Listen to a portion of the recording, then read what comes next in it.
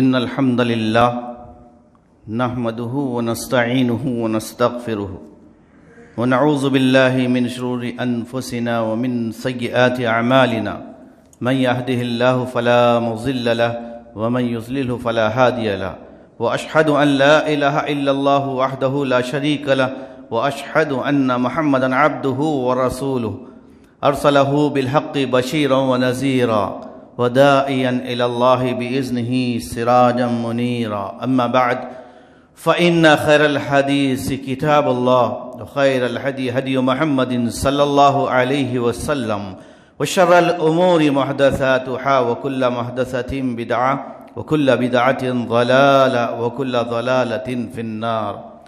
أعوذ بالله من الشيطان الرجيم. بسم الله الرحمن الرحيم. يا أيها الذين آمنوا اتقوا الله حق تقاته ولا تموتن إلا وأنتم مسلمون. يا أيها الناس اتقوا ربكم الذي خلقكم من نفس واحدة فخلق منها زوجها وبث منهما رجالا كثيرا ونساء واتقوا الله الذي تساءلون به والأرحام إن الله كان عليكم رقيبا.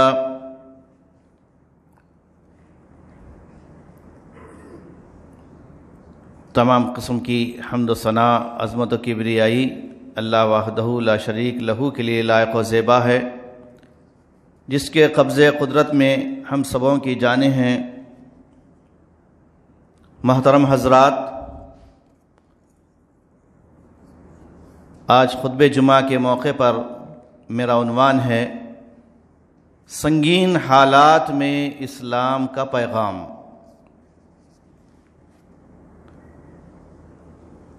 آج ہم پوری دنیا میں خلفشار، انتشار، بدامنی، بے چینی اور طرح طرح کی ذہنی خرابیاں اور بے شمار قسم کے فتنوں سے دوچار ہے۔ ایسے حالات میں اللہ تعالیٰ نے ہمیں اپنے کلام پاک میں کیا احکامات دیے ہیں اور ہم کیا کر رہے ہیں، ہمیں کیا کرنا چاہیے تھا۔ تو آئیے سب سے پہلے میں سورہ انعام کی آیت نمبر 42 پیش کرتا ہوں۔ اعوذ باللہ من الشیطان الرجیم۔ وَلَقَدْ أَرْسَلْنَا إِلَىٰ أُمَمٍ مِّن قَبْلِكَ فَأَخَذْنَاهُمْ بِالْبَأْسَاءِ وَالضَّرَّاءِ لَعَلَّهُمْ يَتَضَرَّعُونَ۔ اور یقیناً ہم نے امتوں کی طرف، قوموں کی طرف، اے نبی صلی اللہ علیہ وسلم آپ سے پہلے بھی بہت سارے رسولوں کو بھیجا ہے، اور تمام رسولوں نے اللہ کے حکم کی تابعداری کی، اللہ تعالیٰ کے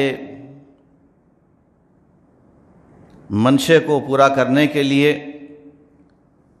اللہ کے بندوں کو اللہ کی طرف بلاتے رہے، اپنی ذمہ داری کو انہوں نے ادا کیا۔ لیکن جب لوگوں نے انبیاء علیہ السلام کی باتوں کو نہیں مانا، اس کی طرف کان نہیں دھرا اور اپنی منمانی کرتے رہے، اللہ کے حکموں کی خلاف ورزی کرتے رہے، رسولوں کی نافرمانی کرتے رہے، تب اللہ تعالیٰ نے ان کو طرح طرح کی مشکلات میں، طرح طرح کے مصائب میں آزمایا۔ فَأَخَذْنَاهُمْ بِالْبَأْسَاءِ وَالضَّرَّاءِ، تو ہم نے ان کو خوشحالی کے ذریعے سے بھی اور بدحالی کے ذریعے سے بھی آزمایا، پکڑ لیا ہم نے انہیں۔ لَعَلَّهُمْ يَتَضَرَّعُونَ، تاکہ لوگ گڑ گڑائیں اور تضرع اختیار کریں۔ فَلَوْلَا إِذْ جَاءَهُمْ بَأْسُنَا تَضَرَّعُوا، کیوں نہیں کہ جب لوگوں کے پاس ہمارا عذاب آیا تو لوگ اس سے کیوں نہیں ڈرے، کیوں نہیں گڑ گڑائے؟ لیکن بات یہ ہے کہ لوگوں کے دل جب سخت ہو جاتے ہیں، دلوں میں جب دنیا پرستی چھا جاتی ہے، اللہ کا ڈر، اپنے خالق اور مالک کی پہچان کو بھول جاتے ہیں، اس کے تقاضوں کو فراموش کر دیتے ہیں، اور آخرت ان کے پیش نظر نہیں ہوتی، تو ایسے لوگوں کے بارے میں اللہ فرماتا ہے کہ حقیقت یہ ہے وَلَٰكِن قَسَتْ قُلُوبُهُمْ، ان کے دل سخت ہو گئے تھے۔ یہ ایک سبب ہے دنیا میں انسانوں کے گمراہ ہونے کا اور اللہ کے عذابات کو اپنے اوپر جاری کرنے کا۔ وَزَيَّنَ لَهُمُ الشَّيْطَانُ بِمَا كَانُوا يَعْمَلُونَ، دوسرا سبب یہ کہ شیطان ان کے اعمال کو، ان کے برے کرتوت کو بھی اچھے بنا کر پیش کرتا ہے۔ پھر ایک اور آیت یہ سورہ انعام کی ہے، اسی میں یہ اللہ تعالیٰ نے فرمایا فَلَمَّا نَسُوا مَا ذُكِّرُوا بِهِ فَتَحْنَا عَلَيْهِمْ أَبْوَابَ كُلِّ شَيْءٍ، جب سارے لوگ جو ہے بھلا دیے ان چیزوں کو جو اللہ نے ان کو حکم دیا تھا، مَا ذُكِّرُوا بِهِ، جس کی ان کو یاد دہانی بار بار کرائی گئی تھی، نبیوں کے ذریعے سے، علماء کے ذریعے سے، داعیوں کے ذریعے سے، لیکن وہ لوگ نہیں مانے، ان کی بات سنی انسنی کر دیے۔ فتحنا علیہم ابواب کل شیء، تو ہم نے ان کے لیے دنیا کے تمام دروازے کھول دیے۔ حتی اذا فریحوا، یہاں تک کہ جب وہ بہت خوشحال ہو گئے، بہت لگژری لائف گزارنے لگے۔ حتی اذا فریحوا بما اوتوا، جو ان کو ہم نے دیا تھا، جو چیزیں ان کو نعمتیں دی گئی تھی، اس میں بہت مگن ہو گئے، بہت ہی دنیا پرست ہو گئے۔ اخذناہم بغتہ، تو سڈن ہم نے ان کو پکڑ لیا، عذاب آ گیا، موت آ گئی، ایکسیڈنٹ ہو گیا، ہارٹ فیل ہو گیا۔ فَإِذَا هُمْ مُبْلِسُونَ، اب کیا کرتے؟ اب کچھ نہیں ملا، مایوس ہو گئے۔ فَقُطِعَ دَابِرُ الْقَوْمِ الَّذِينَ ظَلَمُوا وَالْحَمْدُ لِلَّهِ رَبِّ الْعَالَمِينَ، تو اس طرح ان لوگوں کی جو ہے جڑ کٹ جاتی ہے جو ظلم کرتے ہیں، اور تعریف تو صرف اللہ تعالیٰ کے لیے ہے۔ محترم حضرات، ان آیات میں دیکھیے کتنے سبق آموز باتیں ہیں ہمارے لیے۔ جو مشکلیں آج ہم جھیل رہے ہیں، یعنی امت مسلمہ کو جو آج مسائل گھیرے ہوئے ہیں، چاہے وہ ہماری خواتین کو حجاب کا مسئلہ ہو، یا پھر اس ملک میں ایکسا سول کوڈ کا مسئلہ ہو، یا موب لنچنگ کا مسئلہ ہو، یا پھر فرقے وارانہ فسادات کا مسئلہ ہو، ان تمام مسائل میں صرف مسلمان مبتلا ہو رہے ہیں، ٹارگٹ ہیں، نشانے پر ہیں۔ کیا کبھی ہم نے غور کیا اس کے ریزنز کیا ہے، اس کے اسباب کیا ہیں؟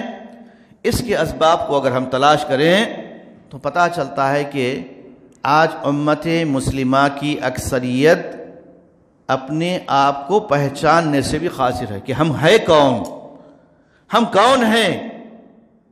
یہ آج مسلمانوں نے اپنے آپ کو فراموش کر دیا۔ ہم کیا ہیں، ہم کون ہیں، ہمیں کیوں جو ہے پیدا کیا گیا، ہمارا مقصد وجود کیا ہے، ہماری ذمہ داریاں کیا ہے، یہ تمام چیزوں سے مسلمان جو ہے غافل ہیں، مسلمان کی اکثریت غافل ہیں۔ گنے چنے کچھ لوگ جو ہے دین کے لیے محنت کر رہے ہیں، بہت کم ہے وہ لوگ، لیکن اکثریت مسلمانوں کی کیا ہے؟ دنیا پرست، عیش پرست، آرام طلب، اپنی دنیا بنانا اور خوب مزے کی زندگی گزارنا، یہ زندگی کا مقصد بن گیا ہے، جس کی وجہ سے آج اسلام کے دشمن اسلام پر، مسلمانوں پر، قرآن پر، نبی صلی اللہ علیہ وسلم پر، صحابہ کرام پر، امہات المومنین پر اور اسلام کی تعلیمات پر حملے کر رہے ہیں۔ یہ ہے سبب بنیادی۔ تو آئیے، اور کیا حالات ہو رہے ہیں؟ ایک طرف تو نفرت کا ماحول بڑھانے کی، نفرت کا ماحول پھیلانے کی کوشش کی جا رہی ہے ہندو مسلم کے نام پر، خود مسلمانوں کو آپس میں لڑانے کے لیے وقفے سے اسلام کی ایک تعلیم، ایک سبجیکٹ پر جو ہے ایشو اٹھایا جا رہا ہے اور اس کو جو ہے سیاست کے لیے استعمال کیا جا رہا ہے۔ جیسے کرناٹک میں آپ نے دیکھا کہ حجاب کے مسئلے کو بنیاد بنا کر بڑی سیاست کھیلی گئی، بڑی گھناؤنی سیاست کھیلی گئی۔ حجاب سے اس سیاست کا کیا تعلق ہے؟ ایسی گندی سیاست سے کیا تعلق؟ حجاب ایک مقدس ورڈ ہے، حجاب مسلمان خواتین کا خلا ہے، حجاب ایک مسلمان عورت کی عزت آبرو کی پہچان ہے، حجاب مسلمان خواتین کے لیے اس کی زینت ہے اور اس کے تحفظ کا ذریعہ ہے، اس میں اس کی حفاظت ہے۔ لیکن آج اس کو نشان ملامت بنایا جا رہا ہے، اس طرح نفرت کا ماحول پھیلانے کی، عام کرنے کی کوشش کی جا رہی ہے، جس کی وجہ سے آج پوری دنیا میں، بالخصوص ہمارے ملک میں جو صورتحال ہو رہی ہے، اس صورتحال میں ہم مسلمانوں کو بہت چوکنا رہنا ہے، بہت دور اندیشی سے کام کرنا ہے۔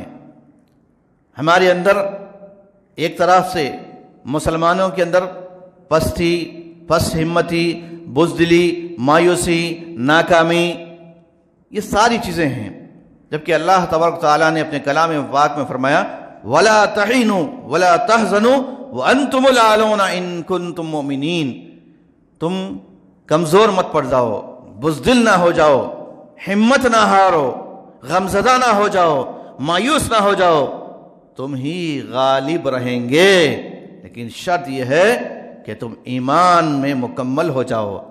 اگر تم ایمان والے ہو جاؤ، ہم کیا ایمان والے نہیں ہیں؟ ہم پر اتنی آفتیں کیوں آ رہی ہے؟ تو اس کی وجہ یہ ہے کہ یا تو ایمان سرے سے نہیں ہے، بالکل ہی نہیں ہے، ہم رٹ لگائے رکھ رہے ہیں، خالی ہم مسلمان ہیں مسلمان ہیں، لیکن سرے سے ایمان ہمارا رخصت ہو گیا ہے، یا پھر ایمان کمزور ہو گیا ہے، بہت کمزور کھوکھلا ہو گیا ہے۔ صحابہ کرام کے دور کو یاد کیجئے، کیسی کیسی مصیبتیں آئی، کیسے سنگین ترین حالات سے ان کو گزرنا پڑا، تپتی ہوئی ریت میں ان کو لٹا کر آروں سے کاٹا جاتا تھا اسلام کی خاطر، اور پھر ان کو جو ہے کھانے پینے سے محروم کیا جاتا تھا، ان کا سوشل بائیکاٹ بھی کیا جاتا تھا، ان سے تعلقات منقطع کیے جاتے تھے، لیکن ان سب کے باوجود صحابہ کرام رضوان اللہ علیہم اجمعین اور امہات المومنین اور پھر صحابیات نے دین کی خاطر، ایمان کی خاطر ہر چیز کو قربان کیا۔ آج ہم کیا کر رہے ہیں؟ دنیا کی خاطر ایمان کا سودا کر رہے ہیں۔ قیامت کی نشانیوں میں ایک نشانی اللہ کے نبی نے یہ فرمائی، یاتی علی الناس زمان، ایک زمانہ میری امت پر، لوگوں پر ایسا آئے گا، یصبح مومنا ویمسی کافرا، آدمی مسلمان صبح میں مسلمان رہے گا لیکن شام میں کافر ہو جائے گا، شام میں مسلمان رہے گا صبح میں کافر ہو جائے گا، یہ صورتحال ہوگی۔ وَيَبِيعُ دِينَهُ بِعَرْضٍ مِّنَ الدُّنْيَا، دنیا کی خاطر، دنیا کی کچھ دولت کی خاطر اپنا ایمان بیچ دے گا۔ تو ایمان کا سودا کرنے والے، ایمان کو بیچنے والے کون ہوتے ہیں؟ جو حق نہیں بولتے، جو جھوٹ پر چلتے ہیں، اور جو لوگ اللہ کا ڈر نہیں رکھتے، آخرت کی فکر نہیں کرتے، قبر کے عذاب سے نہیں ڈرتے، اور قیامت کے دن جب نیکی بدی تولی جائے گی اس کا احساس نہیں کرتے۔ یہ سارے مسائل کی جڑ کہاں ہے؟ دیکھیے، میں آپ کو بتاؤں اس موقع پر کہ سارے مسائل کی جڑ آخرت سے، آخرت کی تیاری سے غافل ہو جانا ہے۔ ہم کیا سمجھتے ہیں؟ یعنی وہ لوگ جن کی زندگی کا مقصد صرف یہ ظاہری دنیا ہوتا ہے کہ ہم دنیا میں آئیں، بس ہم کو کھانا ہے، پینا ہے، کمانا ہے، کچھ عبادتیں کر لینا ہے، بس۔ اس دنیا کے بعد ایک دنیا ہے، اس دنیا کی زندگی کا جس کو حیات اخروی کہا جاتا ہے، وہ بڑی طویل دنیا ہے جس کی کوئی انتہا نہیں ہے، جس کا کوئی اینڈ نہیں ہے۔ یہ دنیا کی زندگی کا اینڈ ہے۔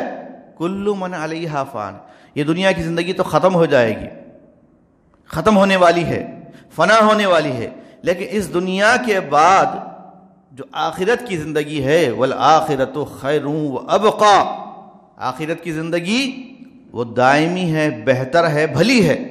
تو آپ بتائیے ہم میں سے کون ایسا بندہ ہے، کون ایسی بندی ہے، کتنے ایسے مسلمان ہیں جن کا ٹارگٹ، جن کا مطمع نظر، جن کی فکر، جن کا گول صرف آخرت ہو؟ ہزاروں میں ایک آدھ لوگ ملیں گے، بقیہ سب کی بس دنیا اچھی ہو جائے، دنیا میں جو ہے کوئی تنگی نہ رہے، مصیبت نہ رہے، پریشانی نہ رہے، تکلیف نہ رہے، راحت کی زندگی گزارنا، آرام کی زندگی گزارنا۔ یہ دل و دماغ پہ جب تک ہمارے چھایا ہوا رہے گا، ہم کو آخرت کی یاد نہیں آئے گی۔ آخرت کی تیاری تو بہت دور کی بات، آخرت کی تیاری بہت دور کی بات، اس کی تیاری کے لیے کتنی محنت کرنا پڑے گا، تھوڑا سا آپ اس دنیا کی زندگی سے اس کا وہ کر لیجئے، موازنہ کر لیجئے، ٹیلی کر کے دیکھ لیجئے کہ ہم اس دنیا کی زندگی کے لیے کتنی محنت کرتے ہیں۔ فانی دنیا کے لیے رات دن لگاتے ہیں، 24 گھنٹوں میں 8 گھنٹے، 10 گھنٹے، 12 گھنٹے، 15 گھنٹے باہر رہنے والے، خلیج ممالک میں رہنے والے تو اور زیادہ محنت کرتے ہیں۔ تو یہ حال ہے اس دنیا کے لیے، اور آخرت کے لیے کتنی فکر ہے ہم کو۔ کچھ ایسے مسلمان بھی ہیں جو ہفتے میں ایک مرتبہ جمعے کے دن نماز پڑھنا بھی اپنے لیے بہت آر سمجھتے ہیں، بہت مشکل ہوتا ہے ان کو۔ اگر میں جمعے کو چلے جاؤں گا، نماز کو جاؤں گا تو پھر کاروبار کو نقصان ہوگا، میرا کاروبار لاس ہوگا، 5 وقت کی نماز پڑھوں گا میں تو کم سے کم 1-1.5 گھنٹہ تو میرا نقصان ہوگا۔ یہ سوچتا ہے اگر مسلمان تو یقیناً سب سے بڑے خسارے میں ہے۔ اللہ تعالیٰ نے سورہ کہف میں فرمایا، قُلْ هَلْ نُنَبِّئُكُمْ بِالْأَخْسَرِينَ أَعْمَالًا الَّذِينَ ضَلَّ سَعْيُهُمْ فِي الْحَيَاةِ الدُّنْيَا وَهُمْ يَحْسَبُونَ أَنَّهُمْ يُحْسِنُونَ صُنْعًا۔ وہ سورہ کہف جس کو جمعے کے دن پڑھنے کی خاص تاکید کی گئی ہے۔ جمعے کے دن جس نے سورہ کہف کی تلاوت کی یا اس کی 10 آیتوں کی تلاوت کی تو وہ دجال کے فتنے سے محفوظ رہے گا۔ تو اسی سورہ کہف کی یہ آیت ہے، اللہ تعالیٰ نے فرمایا اے نبی آپ فرما دیجئے، آپ کہہ دیجئے لوگوں سے، کیا میں تم کو ایسے لوگوں کے بارے میں نہ بتاؤں؟ کیا میں تم کو ایسے لوگوں کے بارے میں خبردار نہ کروں؟ الذین ضل سعیہم فی الحیات الدنیا، جن کی پوری ٹوٹل لائف، پوری زندگی اس فانی دنیا کے پیچھے لگ گئی، اس دنیا کے پیچھے لگ گئی۔ جب سے ہوش سنبھالا مرتے دم تک بس دنیا کے پیچھے لگے رہے، اس کے لیے کوشش کرتے رہے۔ کبھی آخرت یاد بھی آئی تو تھوڑا بہت صدقہ خیرات کر دیے، ختم۔ لیکن جتنا دنیا کے لیے کوشش کرتے ہیں، خرچ کرتے ہیں، آخرت کے لیے نہیں کرتے۔ اب دیکھیے قیامت کے دن جب انسان کی یہ آرزو ہوگی جو پوری دنیا میں دنیا کے لیے محنت کیا تھا، تو کہے گا اے رب العالمین مجھے تھوڑی مہلت دے دے۔ یعنی ملک الموت جب قریب آئیں گے تو ملک الموت کو دیکھ کر اللہ تعالیٰ سے انسان آرزو کرے گا کہ کچھ دیر کے لیے، کچھ سیکنڈ کے لیے، کچھ لمحات کے لیے مجھے وقت دیا جائے، ابھی میری روح قبض نہ کی جائے، میری روح نہ نکالی جائے۔ تو یہ آرزو کیوں کرے گا انسان؟ اس کا بھی سبب قرآن میں بتایا گیا، فَأَصَّدَّقَ وَأَكُن مِّنَ الصَّالِحِينَ، اے اللہ مجھے مہلت دے دے تھوڑی تاکہ میں کچھ صدقہ خیرات کروں۔ وَأَكُن مِّنَ الصَّالِحِينَ، اور نیک لوگوں میں میں شامل ہو جاؤں۔ یہ دو آرزویں ہوں گی اس انسان کی جس کی پوری زندگی دنیا کے لیے تھی۔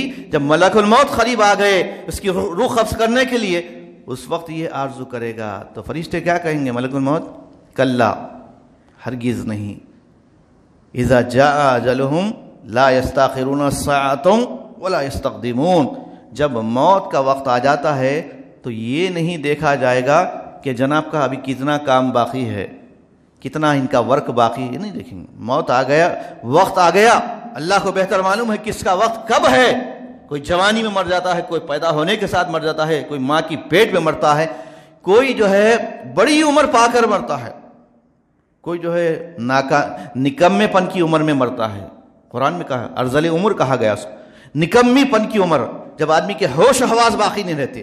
ایسے موقع پر جو انسان جو ہے، جب بعض ایسے بوڑھے لوگ بھی ہیں جو ابھی موت کو مانگتے ہیں، جلدی مر گئے تو اچھا ہے بولتے، تو یہ وجہ کیوں ہے کہ ان کی زندگی کا کوئی مقصد ہی نہیں تھا، دنیا کی آفتوں سے، مصیبتوں سے، پریشانیوں سے تنگ آ گئے۔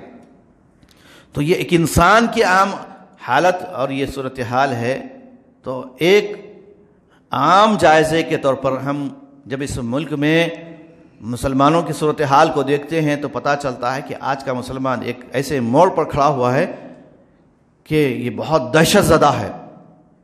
لیکن افسوس کہ اسی مسلمان کو آج دہشت گرد کا نام دیا گیا ہے، جبکہ مسلمان دہشت گرد نہیں ہوتا، اسلام کی تعلیم نہیں ہوتی۔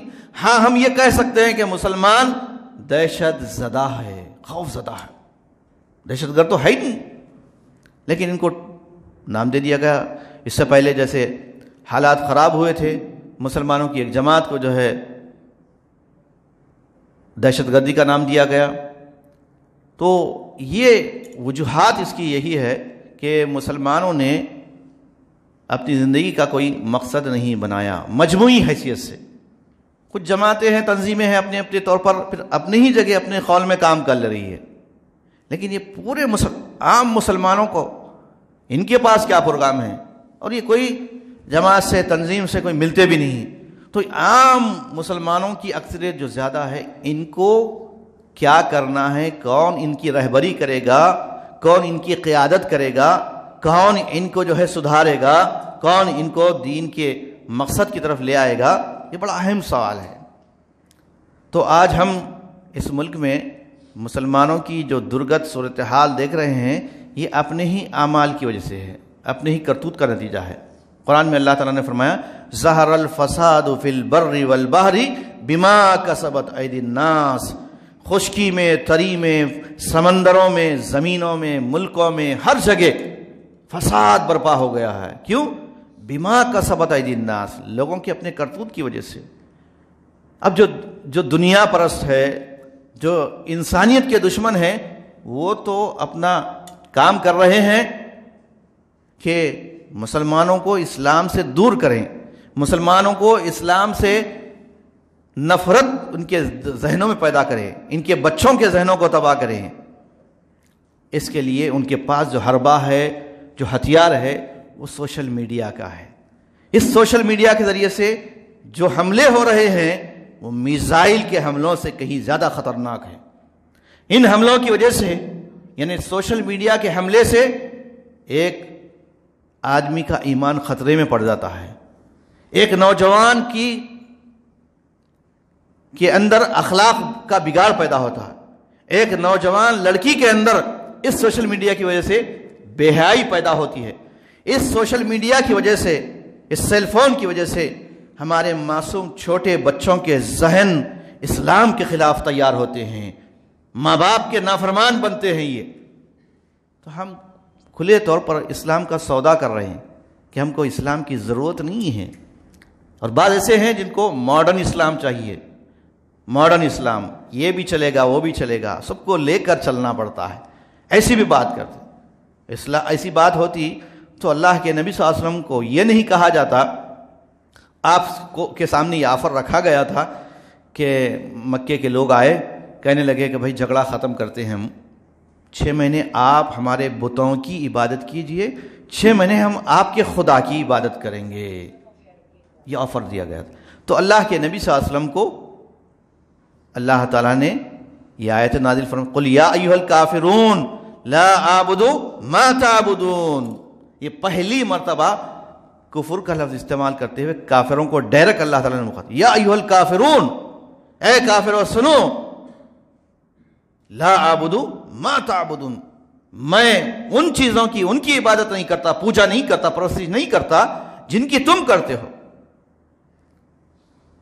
جبکہ آپ کے سامنے یہ بھی آفر آیا تھا کہ آپ اگر چاہیں تو ہمارے اس خطے زمین کی سب سے خوبصورت لڑکی سے آپ کی شادی کرا دیں گے، یا پھر آپ چاہے تو دولت آپ پر نچھاور کر دیں گے. لیکن سب کو آپ نے نظر انداز کیا، کیونکہ اللہ کے نبی صلی اللہ علیہ وسلم کا مقصد کیا تھا؟ اہم مقصد یہ تھا کہ انسانیت کو جہنم سے بچائے. اس کے لیے کوئی اجرت، کوئی لوگوں سے پیسہ دولت بٹورنا مقصد نہیں تھا. سارے نبیوں کی یہ صفت ہوتی ہے، اور نبی کے طریقے پر چلنے والے، نبیوں کے طریقے پر چلنے والوں کی صفات بھی یہ ہوتی. ان اجریہ الا علی اللہ، تم کیا مجھے اجرت دو گے، مزدوری دو گے، تم کیا مجھے انعام دو گے؟ میرا انعام تو اللہ کے پاس ہے. یہ داعی اور اسلام کا سچا چاہنے والے کا یہ مقصد ہوتا ہے. آپ سے کہا گیا، چچا نے کہا، ابو طالب نے کہا کہ لوگ آپ کو بہت تنگ کر رہے ہیں، بہتر ہے کہ اپنی اسلام کی توحید کی دعوت تھوڑا کم کر دیں. تو اللہ کے نبی نے کیا کہا تھا؟ اے چچا جان سن لیجئے، اگر یہ سارے لوگ مل کر ایک ہاتھ میں چاند ایک ہاتھ میں سورج بھی لا کر دے دیں اور مجھ سے کہیں کہ اس کام سے رک جائیں، اللہ کی قسم میں اس کام سے رکنے والا نہیں، یہ کام اللہ مکمل کرے گا، یا تو اسی راہ میں میری شہادت ہو جائے گی. یہ اللہ کے نبی صلی اللہ علیہ وسلم کی دلی تمنا تھی. ہم اسی نبی کے نام لیوا، اسی نبی کے طریقے پر چلنے والے، اسی نبی کی پیغام کو لوگوں تک پہنچانے والے ہیں. تو آج ہماری صورتحال کیا ہے؟ ڈرے ہوئے، سہمے ہوئے ہیں، غفلت میں ہیں، لاپرواہ ہیں، دین سے کوتاہ ہیں، دین سے دور ہیں. تو سب سے پہلے ہمیں اپنی حالات کو سدھارنا ہوگا اور اپنے اندر تبدیلی لانا ہوگا. تو ان حالات سے ہم کیسا مقابلہ کریں گے؟ تو سب سے پہلے ہم غفلت سے باز آ جائیں. غفلت کی چادر ہم اوڑے ہوئے ہیں تو اس کو نکال کر پھینکیے.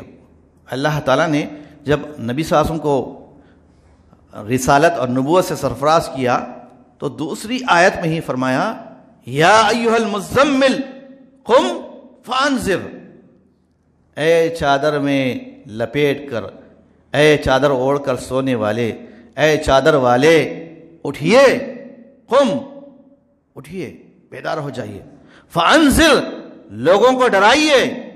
کس سے ڈرانا ہے؟ کہ اگر تمہاری یہی حالت رہے گی، اللہ کی نافرمانی رہے گی، شرک رہے گا، بت پرستی میں تم مبتلا رہو گے، تو تم کو جہنم کا منہ دیکھنا پڑے گا. اس سے ڈرائیے، ان کو توحید سے آشنا کیجئے. تو اللہ کے نبی صلی اللہ علیہ وسلم جب یہ آیت نازل ہونے کے بعد کبھی غافل نہیں ہوئے، کبھی غافل نہیں ہوئے. اللہ کبھی غفلت کی نیند، آرام کی نیند نہیں سوئے. اور آج ہم بہت آرام سے سو رہے ہیں، بہت آرام.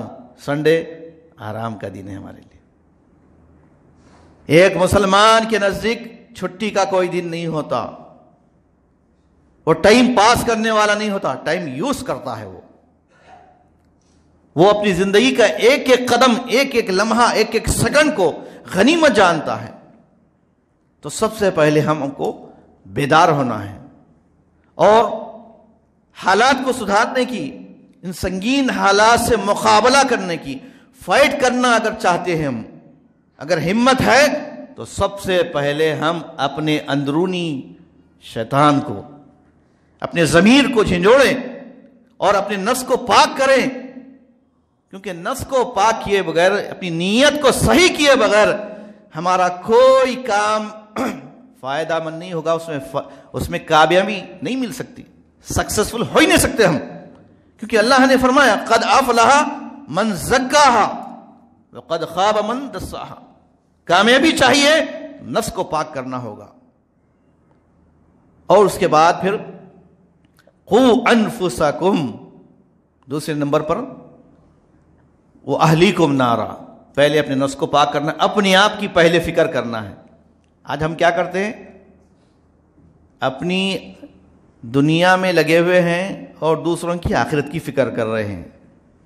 کتنے بیوقوف ہیں ہم، اپنی دنیا میں لگے ہوئے ہیں، دنیا بنانے میں لگے ہوئے ہیں، دوسروں کی آخرت کی فکر ہے ہم کو۔ ہم سے زیادہ بیوقوف کوئی بھی نہیں ہے۔ پہلے ہم اپنی فکر کریں، آخرت کی فکر کریں، میرے ساتھ کیا معاملہ ہوگا۔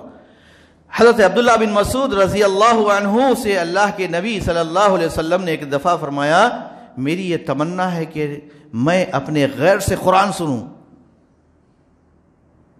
میں اپنے غیر سے، دوسرے سے قرآن سنوں۔ عبداللہ بن مسعود سے کہا کہ تم قرآن پڑھو میں قرآن سنوں گا، تم قرآن پڑھو میں قرآن سنوں گا۔ تو حضرت عبداللہ بن مسعود نے کہا یہ کیسے ممکن ہے جبکہ قرآن آپ پر نازل ہوا اور میں آپ کے سامنے قرآن پڑھوں؟ تو کہا کہ ہاں تم قرآن پڑھو۔ چنانچہ حضرت عبداللہ بن مسعود رضی اللہ عنہ سورہ نساء کی آیتیں پڑھنے لگے، پڑھتے رہے، نبی صلی اللہ علیہ وسلم سنتے رہے ان آیات کو۔ جب اس آیت پہ پہنچے فَكَيْفَ إِذَا جِئْنَا مِنْ كُلِّ أُمَّةٍ بِشَهِيدٍ وَجِئْنَا بِكَ عَلَى هَؤُلَاءِ شَهِيدًا۔ اس آیت میں اللہ تعالیٰ نے نبی کو بتایا، اے نبی اس وقت کیا عالم ہوگا، کیا حالت ہوگی تمہاری جب پورے انسانوں کے سامنے آپ کو گواہ بنا کر لایا جائے گا۔ یہ آیت سننے کے بعد اللہ کے نبی صلی اللہ علیہ وسلم کی آنکھوں سے زار و خطر آنسو نکلنے لگے، اور عبداللہ بن مسعود سے کہا کہ رک جائیں۔ تو اللہ کے نبی صلی اللہ علیہ وسلم کو اتنا شدید احساس تھا اپنی آخرت کا، اپنی نجات کا اور اپنی ذمہ داری کا۔ آج ہم بڑے آزاد ہیں، ہم سمجھتے ہیں صرف مسجد کا ذمہ دار، جماعت کا ذمہ دار، فلاں کا ذمہ دار، مدرسے کا، اسکول کا ذمہ دار ہے، ہم کچھ بھی نہیں ہے ذمہ دار۔ نہیں، ہم میں کا ہر آدمی، سن لیجئے آپ، ہر آدمی ذمہ دار ہے، ہر مسلمان ذمہ دار ہے، مرد بھی ذمہ دار ہے، عورت بھی ذمہ دار ہے، بادشاہ بھی ذمہ دار ہے، نوکر بھی ذمہ دار ہے۔ کلکم راعٍ وکلکم مسئول عن رعیتہ۔ ہم سے باس پرس ہونے والی ہے۔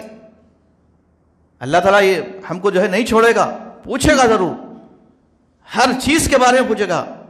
قیامت کے دن ابن آدم کے قدم ہرگز آگے نہیں بڑھیں گے۔ لا تزال قدم ابن آدم حتی یسأل عن خمس، 5 چیزوں کے بارے میں سوال جواب ہوگا، باس پرس ہوگی۔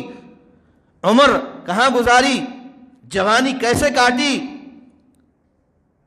اور جو علم سیکھا اس پہ کتنا عمل کیا، اور مال کہاں سے کمایا اور کہاں خرچ کیا۔ یہ 5 سوال کے جوابات ہم کو دینا ہے۔ نہیں دیں گے تو وہیں اٹکے رہیں گے، پھر جنت میں جا نہیں سکتے۔ تو اس کی تیاری ہم کو کرنا ہے۔ جو علم سیکھ رہے ہیں اس میں مزید علم سیکھیں، دین کا، شریعت کا۔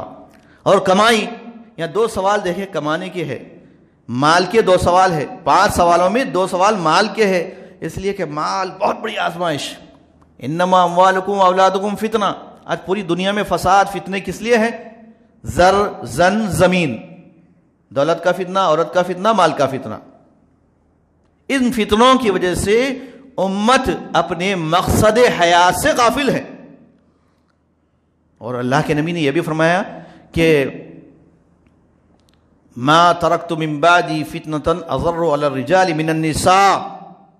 اے میرے امت کے لوگوں سنو، اے مردوں سن لو، میں نے اپنے امت کے مردوں کے لیے عورت سے بڑا فتنہ نہیں چھوڑا ہے۔ بہت بڑا فتنہ ہے عورت، جس طرح مال فتنہ ہے، عورت بھی فتنہ۔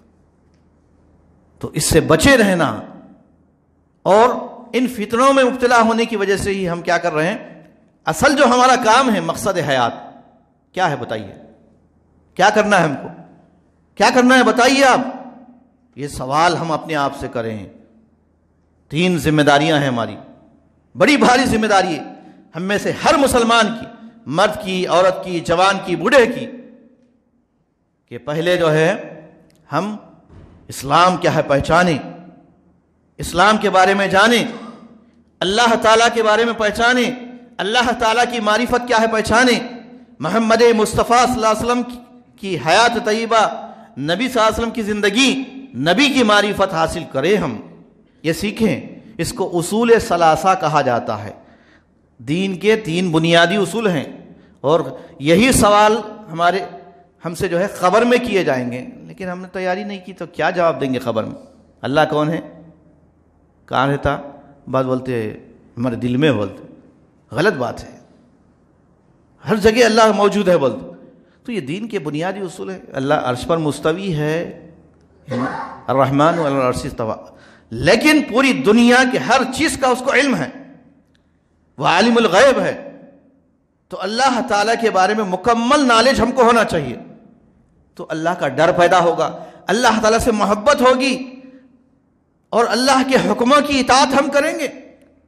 ایمان جب مکمل ہوگا، والذین آمنوا اشد حبا للہ، جو اللہ والے نہیں ہوتے وہ دوسروں سے ہر ایک چیز سے ڈرتے ہیں، ہر ایک سے پکارتے ہیں، ہر ایک سے مانگتے ہیں، ہر ایک کے سامنے ذلیل ہوتے ہیں، ہر ایک کی عزت کرتے ہیں، ہر ایک کی تکریم کرتے ہیں، لیکن اللہ کی عزت نہیں کرتے تو اللہ ان کو ذلیل کر دیتا۔ وما قدر اللہ حق قدرہ۔ تو یہ حالات کے بگڑنے کے کئی اسباب ہیں۔ ان اسباب میں سے ایک سبب یہ بھی ہے کہ ہم غفلت کی زندگی گزار رہے ہیں۔ غفلت سے باز آ جائیں، اپنے احوال کو سدھاریں، اپنی ذات کا پہلے محاسبہ کریں۔ مجھ سے سوال ہوگا، اور کسی انسان کا بوجھ، گناہ دوسرے پہ نہیں ڈالے جائیں گے۔ یوم یفر المرء من ابیہ واخیہ وامہ وابیہ، طویل آیت میں اللہ تعالیٰ نے کیا فرمایا؟ ہر آدمی بھاگے گا، شوہر بیوی سے، بیٹا باپ سے، راہ فرار اختیار، کوئی جو ہے کسی کا ساتھ نہیں دے گا وہاں۔ یہ دنیا میں لوگ انسان جب ساتھ دے سکتے تو نہیں دے رہے ہیں، تو وہاں کیا دیں گے بتائیے؟ وہاں تو کچھ بھی نہیں ہوگا ایسے۔ یا انسان کے پاس دولت ہے، بینک بیلنس ہے، سب ہے، کسی کو چھڑا سکتا ہے، کچھ بھی کر سکتا ہے پیسے سے، لیکن قیامت کے دن کیا ہوگا؟ انسان کو لے کے جائے گا، اتنا جمع کر، خبر میں کیا جائے گا، وہاں پر کیا لے جائے گا؟ تو انسان جو ہے جہنم کی عذاب سے بچنے کے لیے پوری دنیا کو فدیے میں دینے کی آرزو کرے گا، جبکہ اس کے ہاتھوں میں کچھ بھی نہیں ہوگا۔ تو اب ہوگا کیا انسان کے پاس؟ یہ اصل سبجیکٹ ہے۔ انسان کے پاس 2 ہی چیزیں رہے گی، نیکی یا بدی۔ نیکی یا بدی۔ تم دنیا میں کیوں بھیجے گئے ہیں؟ نیکی کمانے کے لیے، بدی سے بچنے کے لیے، اور نیکی کی دعوت دینے کے لیے، اور برائیوں سے امت کو، انسانیت کو روکنے کے لیے۔ اس کو شریعت کی اصطلاح میں کیا کہا جاتا ہے؟ امر بالمعروف و نہی عن المنکر۔ پڑھیے آپ قرآن میں، حدیث میں پڑھیے، یہ سبجیکٹ پڑھیے آپ۔ امر بالمعروف کیا ہے، نہی عن المنکر کیا ہے، یہ سیکھنا ہے ہم۔ یہ آپ جانیں گے، سیکھیں گے تو آپ کے اندر ذمہ داری کا احساس ہوگا، اپنے سدھار کی فکر ہوگی، اپنے بیوی بچوں کے سدھار کی ہوگی۔ قوا انفسکم واہلیکم نارا۔ اس کے بعد دعوت دین کی ذمہ داری آتی ہے، پورے انسانوں تک، جہاں تک ہماری پہنچ ہو سکتی ہے، ہر انسان تک پہنچ کر توحید کی دعوت دینا، شرک سے امت کو روکنا۔ اس راہ میں مشکلیں آئیں گی، پریشانی آئے گی، مسائل آئیں گے، تو اللہ تعالیٰ نے ایک بہترین ہتھیار ہم کو دیا ہے، بہترین ہتھیار ہے وہ، سورہ عصر میں ہے۔ اللہ تعالیٰ فرماتا ہے والعصر ان الانسان لفی خسر الا الذین آمنوا وعملوا الصالحات۔ سارے انسان خسارے میں، گھاٹے میں ہیں۔ بچنے والے جن کے پاس یہ 4 خوبیاں ہوں گی، 4 اوصاف ہوں گے، وہی بچیں گے۔ نمبر 1، ایمان والے، ایمان پوری شرائط کے ساتھ، پورا مضبوط ایمان، مکمل ایمان، صحیح عقیدہ۔ دوسرا، وعملوا الصالحات، نیک عمل، اچھا عمل جو قرآن حدیث کے مطابق ہو، اس کو عمل صالح کہا جاتا ہے۔ قرآن حدیث تو ہم پڑھ لیے ہیں، لیکن عمل ہمارا یہودیوں، نصرانیوں، ہندوؤں اور مجوسیوں کی طرح ہے۔ ہمارا حرکتیں، ہمارے عمل، ہمارا کلچر، ہمارے گھر کا، ہمارے لباس کا، وضاحت کا، ہماری چال ڈھال کا، دیکھیے اب پوری نوجوانوں کا حال، اللہ ماشاء اللہ، یہ صورتحال۔ تو نیک عمل کرنا، والتواصی بالحق، حق کی وصیت کرنا، حق کی دعوت دینا، اللہ کی طرف بلانے کی دعوت، کسی شخص کی طرف نہیں، کسی مرشد کی طرف نہیں، کسی پیر کی طرف نہیں، کوئی بڑا نہیں ہے، صرف اللہ کی طرف. ادعو الی سبیل ربک، اپنے رب کی طرف بلاؤ تم. یہ ہم سب کی ذمہ داری ہے. تو جب یہ کام کرنا ہے ہم کو، آج ہم نہیں کر رہے کام، تو اس لیے یہ مشکلیں آ رہی. اس کا جواب یہ ہے. آخری بات، وہ تواصو بالصبر. جب یہ کام کے لیے اٹھیں گے نکلیں گے تو لوگ جو ہے آپ کا استقبال نہیں کریں گے، آپ کو مٹھائی نہیں کھلائیں گے، آپ کی رسپیکٹ نہیں کریں گے، بلکہ آپ کی ہجو کریں گے، آپ کا مذاق اڑائیں گے، آپ کو ستائیں گے، آپ کو ٹھیٹھی ٹھاٹا کریں گے، تکلیفیں دیں گے، اذیتیں دیں گے، مشکلوں سے دوچار کریں گے. ہر طرح کے حالات آئیں گے، جیسا کہ حضرت بلال پہ، حضرت صہیب پہ، حضرت سمیہ پہ، حضرت یاسر پہ رضی اللہ عنہم اجمعین، ان سب پر حالات آئے تھے. لیکن انہوں نے کیا کیا؟ جمے رہے حق پر. حق پر ڈٹے رہنے کا نام صبر ہے. حق پر ڈٹے رہنے کا نام صبر استقامت ہے. اور برائیوں سے بچنے کا نام صبر ہے. برائیوں سے بچنے کا نام صبر ہے. مشکلیں جب آ جائیں، پریشانیاں جب آ جائیں، انا للہ، ہم تو اللہ کے لیے، وہ انا الیہ راجعون، یہ دل سے کہنے کا نام صبر ہے.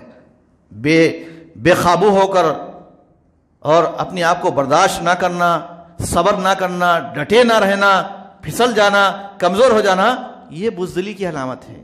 آج یہی کر رہے ہیں مسلمان، یا تو کمپرومائز کر لے رہے ہیں، کیونکہ ملک ہمارا کیسا ہے، گنگا جمنی تہذیب ہے، یہاں سب مل کے چلتے ہیں.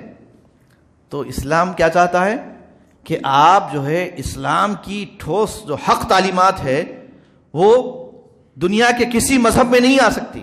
اسلام امن کا علم بردار ہے. اسلام ہے تو امن ہے. اسلام جس ملک میں نہیں ہوگا وہاں پر بد امنی ہوگی، وہاں پر لوگ جو ہے ایک دوسرے کے پر ظلم کریں گے، وہاں پر نفرتیں ہوں گی، اور وہاں پر ظلم و تشدد ہوگا. تو ظلموں کا خاتمہ کس سے ممکن ہے؟ اسلام کے پیغام امن سے ہے. اسلام کی خصوصیات ہے امن. مسلمان امن پسند ہوتا ہے. یہی وجہ ہے کہ آج اتنا سب کچھ ہونے کے باوجود بھی اسلام کے دشمن یہ ہندوتوا کچھ بھی نہیں کر سک رہے ہیں، ڈرے ہوئے ہیں. ایک بچی کے نعرے نے، اللہ اکبر کی صدا نے ایوانوں میں ہلچل مچا دی، ایک حجاب کے مسئلے کو لے کر.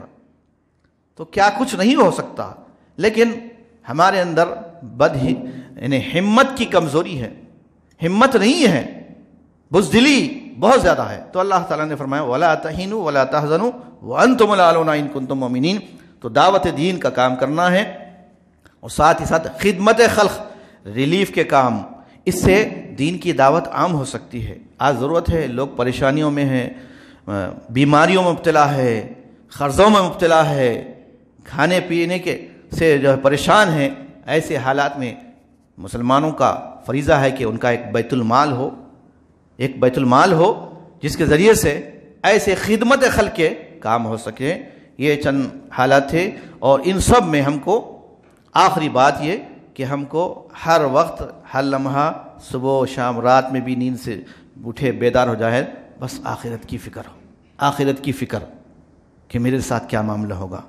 آج میں سویا ہوا ہوں، نیند سے بیدار ہوا ہوں، پھر صبح نیند سے اٹھوں گا تو پتہ نہیں میری نیند سے مجھے بیداری نصیب ہوگی نہیں، مجھے زندگی ملے گی نہیں ملے گی. تو ہر دن، ہر لمحہ، صبح و شام اللہ تعالی ہم کو یہ نیند دے کر، یعنی نیند کو موت کی بہن کہا گیا ہے، اخت الموت.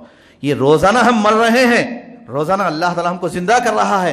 اس سے ہم کو ایک پیغام ملتا ہے، سبق ملتا ہے. ہر دن اللہ تعالی ہم کو ایک نئی زندگی دے رہا ہے.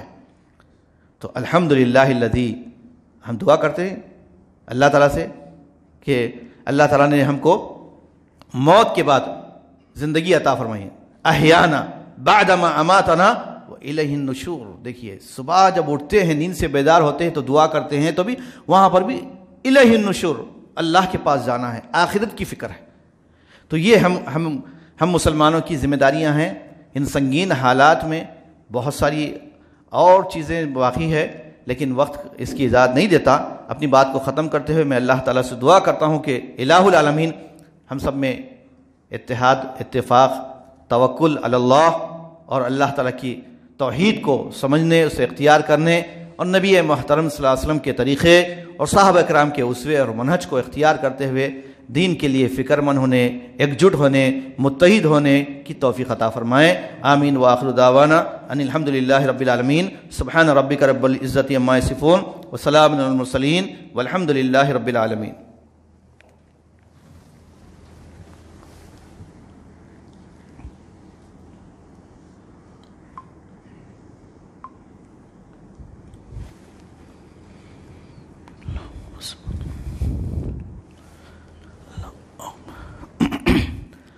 الحمد للہ نحمده ونستعینه ونستغفره ونعوذ باللہ من شرور انفسنا ومن سیئات اعمالنا من يهده الله فلا مضل له ومن يضلل فلا هادي له واشهد ان لا اله الا الله وحده لا شريك له واشهد ان محمدا عبده ورسوله ان الله وملائكته يصلون على النبي يا ايها الذين امنوا صلوا عليه وسلموا تسليما اللهم صل على محمد وعلى ال محمد كما صليت على ابراهيم وعلى ال ابراهيم انك حميد مجيد اللهم اغفر للمؤمنين والمؤمنات والمسلمين والمسلمات الاحياء منهم والاموات اللهم انصر من نصر دين محمد صلى الله عليه وسلم واخذل من قدر دين محمد صلى الله عليه وسلم ولا تجعلنا منهم آمين۔ عباد اللہ رحمنی ورحمکم اللہ ان اللہ یأمر بالعدل والإحسان وإیتاء ذی القربى وینہی عن الفحشاء والمنکر والبغی یعظکم لعلکم تذکرون واذکروا اللہ یذکرکم وادعوہ یستجب لکم ولذکر اللہ تعالی اعلی وعز وجل واتم اکبر۔